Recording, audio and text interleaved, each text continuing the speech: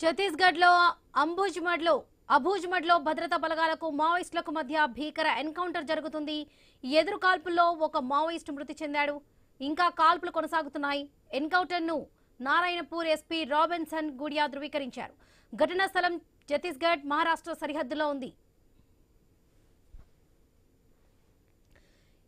ఛత్తీస్గఢ్లో అబూజ్మడ్లో భద్రతా బలగాలకు మావోయిస్టులకు మధ్య భీకర ఎన్కౌంటర్ జరుగుతుంది. ఇదే విషయానికి సంబంధించి పూర్తి అప్డేట్స్ మా ప్రతినిధి నవీన్ అందిస్తారు. నవీన్.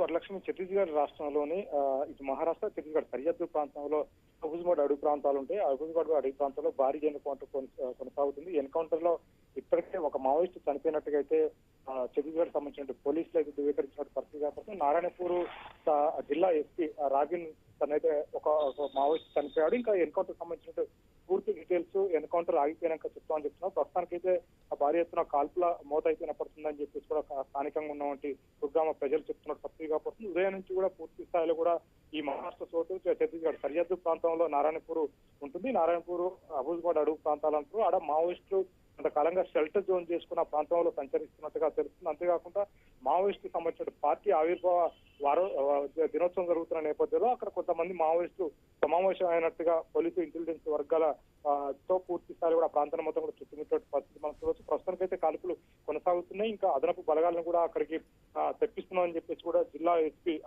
రాబిన్ చెప్పిన పరిస్థితి కనపడుతుంది. ప్రస్తుతానికైతే ఒక మావోయిస్టు చనిపోయినట్టు ఆ మావోయిస్టు దగ్గర వెపన్స్ తో పాటు మందుగుళ్ళ సామాగ్రిని ఇట్ల సాహిత్యాన్ని కూడా స్వాధీనం చేసుకున్నాం. ఇంకా పూర్తి స్థాయి కూడా ఎన్కౌంటర్ కొనసాగుతుంది. ఆ మృతుల సంఖ్య పెరిగే అవకాశం ఉంటుందని చెప్పేసి కూడా ఆ పోలీసులు అయితే నిర్ధారణ చేశారు. ప్రస్తుతానికైతే ఆ ప్రాంతం మొత్తం కూడా భారీ ఎత్తున కుమ్మింగ్ నిర్వహిస్తుంది. చుట్టూ కూడా ఆ మావోయిస్టులు ఉన్నటువంటి ప్రాంతాలు ఏవైతున్నాయో ఆ డెన్ని ప్రాంతాలు మొత్తం కూడా ప్రత్యేక హెలికాప్టర్లతో డ్రోన్లతో అయితే భారీ కుమ్మింగ్ నిర్వహిస్తున్న పరిస్థితి కాబడుతుంది. ఆ ప్రాంతాన్ని మొత్తం కూడా ఇప్పటికే ఆ భద్రతా బలగాలు మొత్తం కూడా చుట్టుముట్టున్నాయి.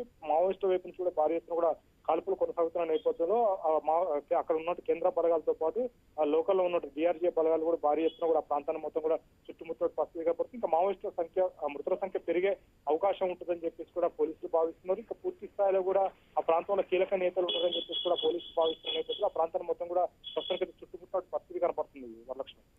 Right Naveen, thank you. మరిన్ని అప్డేట్స్ చేసే ముందు బులెటిన్లో షార్ట్ బ్రేక్